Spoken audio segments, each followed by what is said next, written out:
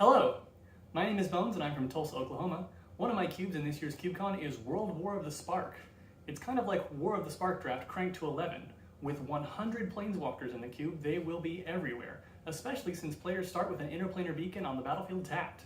This allows any Planeswalker with 2 or fewer different colored pips to go into any deck.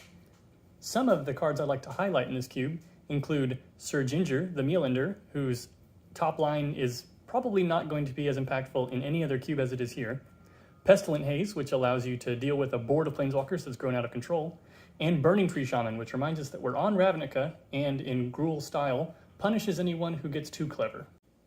The decks players build in this cube are going to revolve largely around what Planeswalkers they manage to find.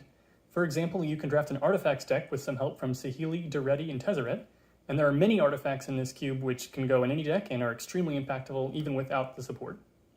There's also an enchantments theme, thanks to the presence of Planeswalkers like Calyx and Estrid.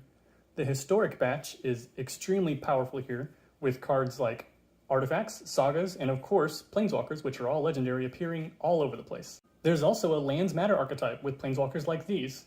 Don't try to blow up the opponent's Interplanar Beacon though, there's no way to do that. Some of the minor themes include non-creature spells matter, or in this case, instant and sorcery specifically, thanks to Ral and Rowan. Creature tokens, which there will be a lot of running around. And Flicker, or Blink. There are multiple ways to reset your Planeswalker's loyalty counters so that you can minus them all over again. There are even some pretty narrow archetypes that I strive to support. Thanks to cards like Tyvar Kell and Freyalise, I make sure that there are enough elves that a deck of that specific creature type can be viable. And as a final note, while I do try to include as many unique or off-the-wall Planeswalker designs that Wizards has made as possible, they must all be within the Magic canon. This is War of the Spark after all, even if some time travel is involved.